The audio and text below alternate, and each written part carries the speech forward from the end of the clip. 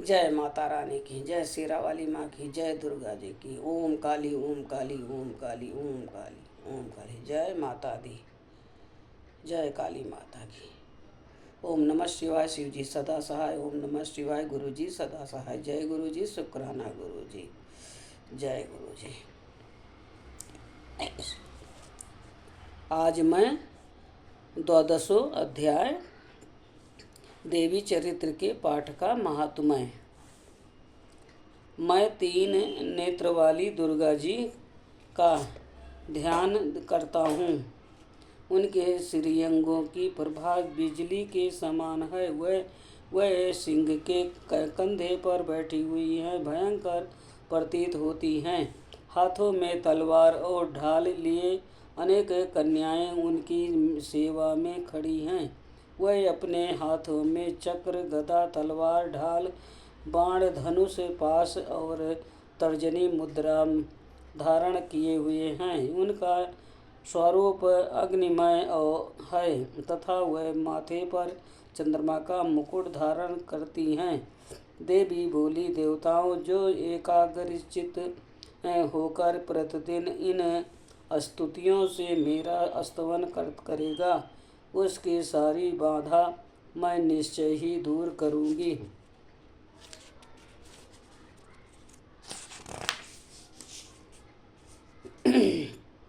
जो मधुकैटभ का नाश, महिषासुर का वध तथा शुभ निशुभ के संहार के प्रसंग का पाठ करेंगे तथा अष्टमी, चतुर्दशी और नवमी को भी जो एकाग्रचित्त हो भक्ति पूर्वक मेरे उत्तम महात्म्य का श्रवण करेंगे, मैं उन्हें कोई पाप नहीं छू सकेगा। उन पर पाप जनित आपत्तियां भी नहीं आएगी। उनके घर में कभी दरिद्रता नहीं होगी तथा उनको कभी प्रेमी जनों के बिछोह का कष्ट भी नहीं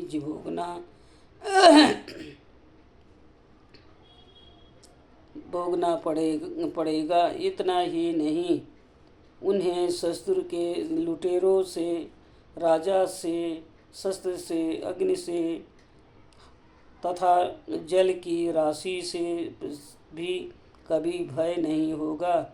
इसलिए सबको एकाग्रचित्त होकर भक्ति पूर्वक मेरे इस महात्म्य को सदा पढ़ना चाहिए और सुनना चाहिए। यह परम कल्याण कारक है। मेरा महात्म्य महामारी जनित समस्त उपद्रवों तथा आध्यात्मिक आदि तीनों प्रकार के उत्पातों को शांत करने वाला। मेरे जिस मंदिर में प्रतिदिन विधि पूर्वक मेरे इस महात्म्य का पाठ किया जाता है, उस स्थान को मैं कभी नहीं छोड़ती। वहाँ सदा ही मेरा सन्निधान बना रहता है। बलिदान, पूजा, होम तथा महोत्सव के अवसरों पर मेरे इस चरित्र का पूरा पाठ और श्रवण करना चाहिए। ऐसा करने पर मनुष्य विधि को जानकर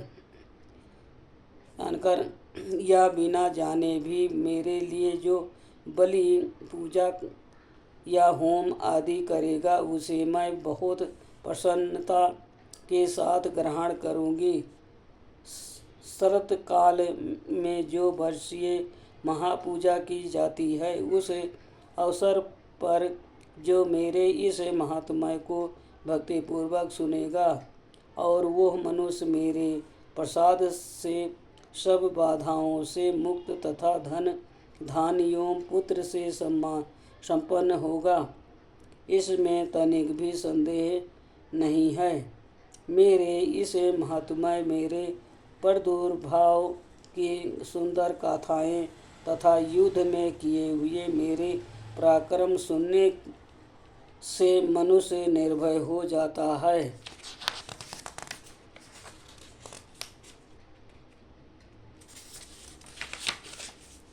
मेरे महात्म्य का श्रवण करने वाले पुरुष के शत्रु नष्ट हो जाते हैं, उन्हें कल्याण की प्राप्ति होती है तथा उनका कुल आनंदित रहता है। सर्वर्थ शांति कर्म में बुरे स्वप्न दिखाई देने पर तथा ग्रह जनित भय का पीड़ा उपस्थित होने पर मेरा महात्म्य श्रवण करना चाहिए। इससे सब विघ्न तथा भयंकर ग्रह पीड़ाएं शांत हो जाती हैं और मनुष्यों द्वारा देखा हुआ दुःस्वप्न शुभ स्वप्न में परिवर्तित हो जाता है। बाल ग्रहों से आक्रांत हुए बालकों के लिए यह महात्म्य शांति कारक है तथा मनुष्यों के संगठन में फूट होने पर यह अच्छी प्रकार मित्रता कराने वाला होता है। यह महात्म्य समस्त दुराचारियों के बल का नाश कराने वाला है। इससे पाठ कर से राक्षसों, भूतों और पिशाचों का नाश हो जाता है। मेरा यह सब महात्म्य मेरे समीप की प्राप्ति कराने वाला है। ये पशु पुष्प, अर्घ, धूप, दीप, गंध आदि उत्तम सामग्रियों द्वारा पूजन करने से, ब्राह्मणों को भोजन कराने से, होम करने से, प्रतिदिन अभिषेक करने से, नाना प्रकार के अन्य भोगों का अर्पण करने से तथा दान देने आदि से 1 वर्ष तक जो मेरी आराधना की जाती है और उससे मुझे जितनी प्रसन्नता होती है उतनी प्रसन्नता मेरे इस उत्तम चरित्र का एक बार श्रवण करने पर मात्र से हो जाती है। ये महात्म्य श्रवण करने पर पापों को दूर हर लेता है और आरोग्य प्रदान करता है। मेरे प्रादुर्भाव का कीर्तन समस्त भूतों से रक्षा करता है तथा मेरा युद्ध विषयक चरित्र दुष्ट दैत्यों का संहार करने वाला है। इसके श्रवण करने पर मनुष्यों को शत्रु का भय नहीं रहता। देवताओं, तुमने और ब्रह्म ऋषियों ने जो मेरी स्तुतियाँ की है तथा ब्रह्मा जी ने जो स्तुतियाँ की हैं, वह सभी कल्याणमयी बुद्धि प्रदान करती हैं। वन में, सुने मार्ग में अथवा दानव नल में से घिरे जाने पर, निर्जन स्थान में लुटेरों के दाव में पड़ जाने पर या शत्रुओं से पकड़े जाने पर अथवा जंगल में सिंह, व्याघ्र या जंगली हाथियों के पीछा करने पर, कुरुपित राजा के आदेश से वध या बंधन से स्थान में ले जाने पर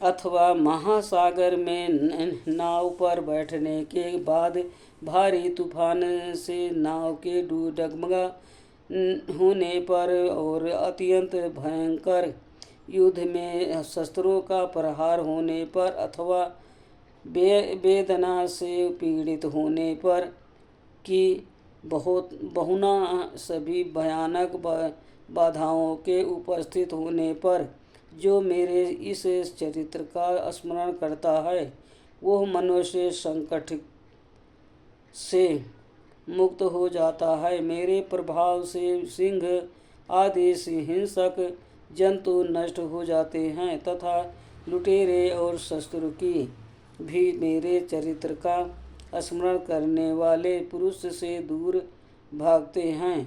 ऋषि कहते हैं, यो कहकर प्रचंड पराक्रम वाली भगवती चंडिका का सब देवताओं के देखते देखते वहीं अंतर ध्यान हो गई। फिर समस्त देवता भी शस्त्रों के मारे जाने से निर्भय हो पहले की भांति यज्ञ भाग का उपयोग करते हुए अपने अपने अधिकार का पालन करने लगे। संसार का विध्वंस करने वाले महाभयंकर अतुल पराक्रमी देव शत्रु शुभ तथा महाबली निशुभ के युद्ध में देवी द्वारा मारे जाने पर शेष दैत्य पाताल लोक में चले आए। राजन, इस प्रकार भगवती अंबिका देवी नित्य होती हुई भी पुनः पुनः प्रकट होकर जगत की रक्षा करती हैं। वह ही इस विश्व को मोहित करती, वह ही जगत को जन्म देती तथा वह ही प्रार्थना करने पर संतुष्ट हो विज्ञान एवं समृद्धि प्रदान करती हैं। राजन, महाप्रलय के समय महामारी का स्वरूप धारण करने वाली वह महाकाली ही इस समस्त ब्रह्मांड में व्याप्त हैं।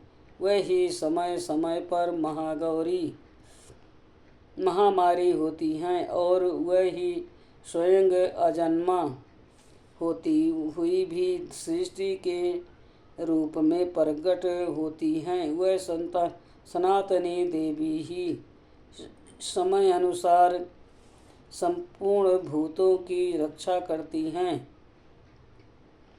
मनुष्यों के अभ्युदय के समय वह ही घर में लक्ष्मी के रूप में स्थित हो उन्नति प्रदान करती हैं और वह ही अभाव के समय दरिद्रता बनकर विनाश का कारण होती हैं।